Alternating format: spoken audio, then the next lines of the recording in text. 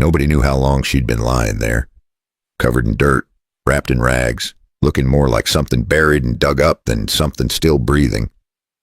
Thomas Greaves almost rode past her. He wasn't the type to go looking for ghosts. He almost didn't stop, and if he hadn't, she'd be a story the wind forgot. Not anymore. Not since the world had taken everything he ever prayed for. His wife, his boy, his reason. These days, Thomas didn't pray. He fixed fences. He rode boundaries. He stayed out of town and out of people's business. But that afternoon, something was off. The sun was cruel, heavy in the sky. The wind blew dry and hot, but carried no sound, no bird, no rustling brush, just silence, and that feeling, the kind that gets under a man's skin before he even knows why.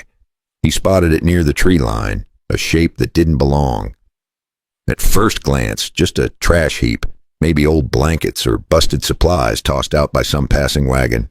But his horse shied, snorted, and backed away. Thomas dismounted, walked closer.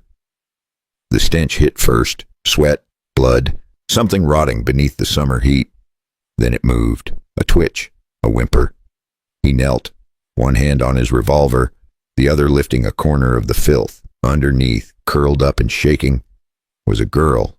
She looked about 20, maybe less, her face swollen on one side, lip split, dress shredded. Dirt crusted into her skin like it belonged there. One eye was nearly shut, the other just stared past him like he didn't matter. "Please, don't touch me." The words were dry, broken, but they hit harder than a bullet.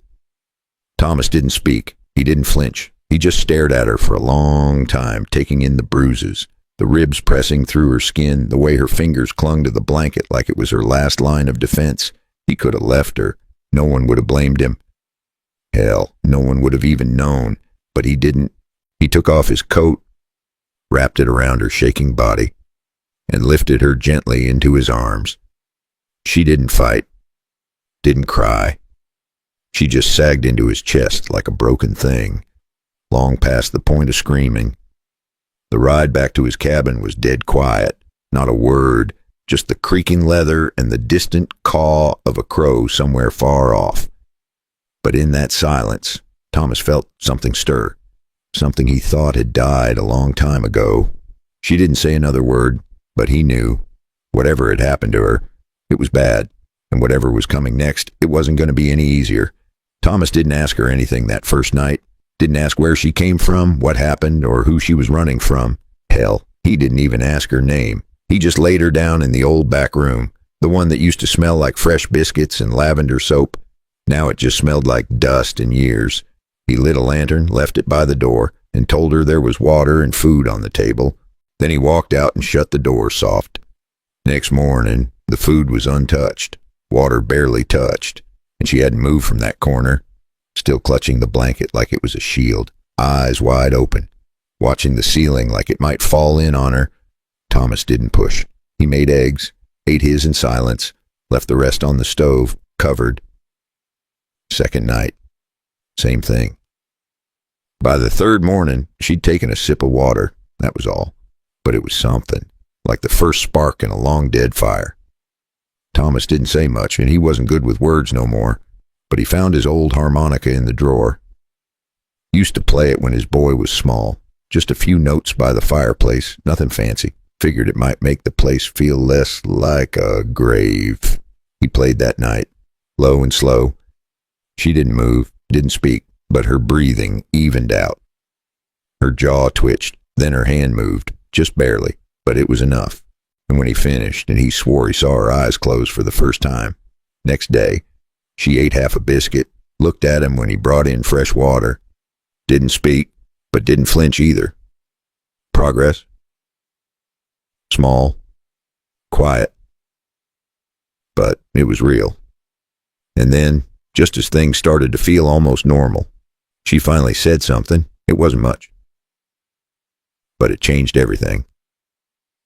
Now listen close, because what she said next is where the whole damn story turns. But what she said next, nobody could have seen coming.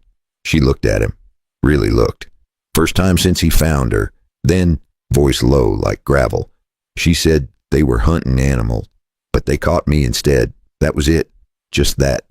7 words, but Thomas felt it all. The fear, the dirt, the nights alone out there with things worse than coyotes.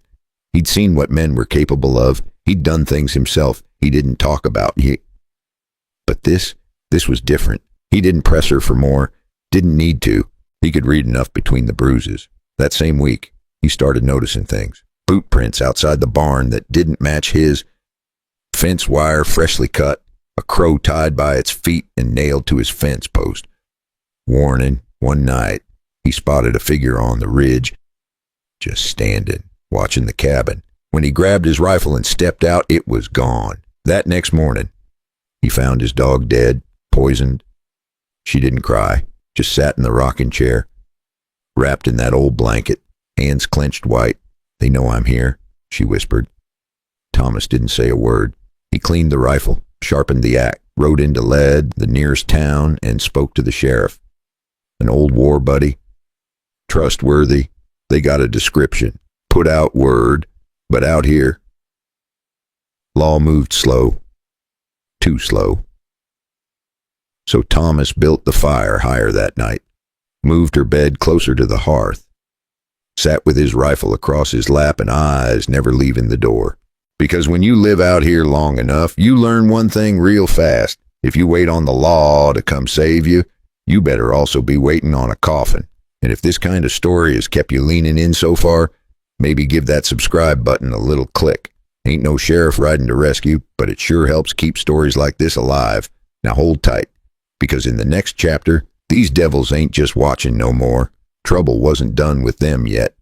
They're coming through the door. It happened just after sunset. The sky was still glowing orange, but the shadows were getting bold.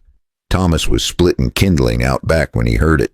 That sound no rancher ever mistakes. Hooves, 3 horses, slow, intentional. He stepped out from behind the shed, and there they were, 3 men, dusty, tall in the saddle, eyes mean and hungry. No words, no greetings, just the kind of silence that makes your stomach twist. The one in the middle, face half covered with a rag, spit and pointed. "We're here for what's ours." Thomas didn't blink, just gripped the axe a little tighter. Inside the cabin, she heard them too, heard the boots hit the porch, the creak of the floorboards, the doorknob turning. She didn't scream. She didn't hide. Instead, she grabbed the old shotgun Thomas kept by the window.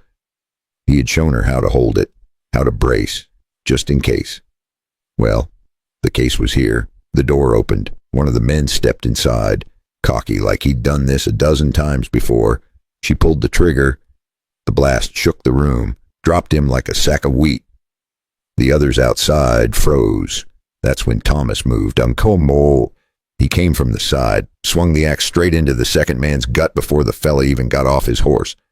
The third tried to run, didn't get far. A bullet from Thomas's sidearm took him clean in the leg. When the dust settled, one was dead, one unconscious, and one screaming like a trapped coyote. Thomas tied them up, dragged them behind the cabin, and rode to Lead by morning. Sheriff took the bodies. No questions, just a nod. A few days later, a poster came down off the wall at the general store. 3 names, 3 faces, all marked captured. Justice doesn't ride a white horse out here. Sometimes it rocks on a porch with a shotgun in its lap. The cabin was quiet again. Not the kind of silence that feels like waiting for trouble. The other kind. The kind that makes you breathe a little deeper, sit a little longer, hear your own heartbeat without fear chasing it. Thomas didn't say much after what happened. Neither did she. But something changed. You could see it. In the way she carried herself. The way she started cooking a little in the mornings, cleaning out the old shelves, putting flowers by the window from the creek bed out back.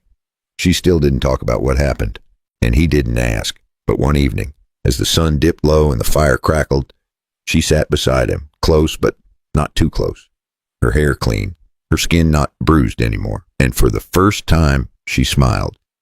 Not forced, not polite, just real. You ever seen someone smile like that, like it took them years to remember how? She looked at him and said, "You didn't save me, but you stayed." That was it. That was all he needed.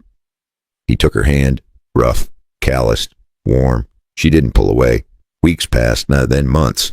Folks in town started calling her Clara Greaves, even though no one ever saw a wedding dress. Didn't matter. Out here, names come from who you choose to stand beside, and she chose him every single day. Funny how a broken girl and a broken man built something whole. You ever think about that? How sometimes what's broken in you finds its match in someone else, and together it just fits. Makes you wonder, how many folks out there just need someone who won't walk away? And if this story hit you in the chest even a little, maybe tap that like button, maybe subscribe. There's more stories out here like Thomas and Clara. Stories about grit, about healing, about how love ain't always loud, but when it's real, it doesn't need to be.